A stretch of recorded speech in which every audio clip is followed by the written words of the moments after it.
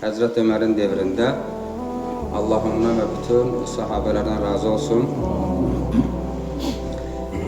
Gəlir ki, Allah Rəsulunun Peyğəmbərini ziyarət eləsin və görür ki, bir ərabi, yəni köçəri ərəbə deyilir də, ərabi, Peyğəmbərimizin qəbri üstündə durub dua eləyir və bunun bu duası bunun diqqətini cəlb eləyir və bunu arxadan qulaq asmağa başlayır və görür ki, həmin ərabi deyir ki, ey Allahım, burada yatan, yəni Peyğəmbərimizin qəbrini göstərir, burada yatan sənin sevgili Peyğəmbərindir.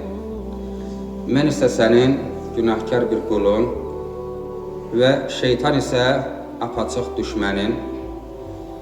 Allahım, əgər məni bağışlasan, sevgili Peyğəmbərin sevinəcək və mən qurtulacam, yəni cəhənnəmdən qurtulacam və şeytan məyus olacaq.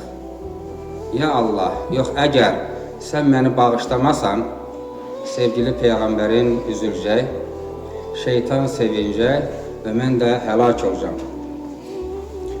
Halbuki buna baxmayaraq, sən çox cömərtsən, Allaha xitab edir və heç vaxtı sənin kimi bir cömert, yəni Allaha deyir, razı olmaz ki, onun sevgili Peyğəmbəri üzülsün, şeytan sevilsin və Peyğəmbərə ümmət olan bir qulu həlak olsun.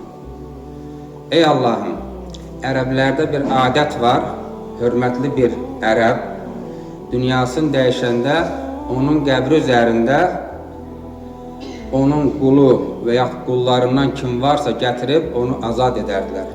Ya Rəbb, burada yatan isə bütün bəşəriyyətin ən şərəflisi, ən hörmətlisidir və mən də bunun qəbri üzərində səndən məni bağışlamaq diləyirəm. Allahım, məni bağışla. Və bu duanı eşidən Həzrət Öməri möhkəm bir hıçqırıqla ağlamaq tutur, ağlayır, ağlayır və əlin qaldırır, ya Rəbbi, bu ərabinin etdiyi formada mən də dua eləyirəm, mənim də günahlarımı bağışla. Və inşallah, hər kim ki gedəcək ora, sevgili Peyğəmbərimizin zaten qəbri önündən keçirik, orada ayaq saxlayın, bax bu tempdə, bu formada dua eləyin.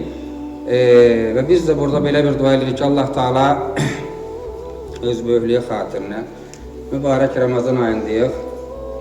Həm bizi, həm atamızı, anamızı, nənələrimizi, babalarımızı, bütün müsəlman bacı qardaşlarımızı Allah cəhənnəm ateşindən azad eləsin.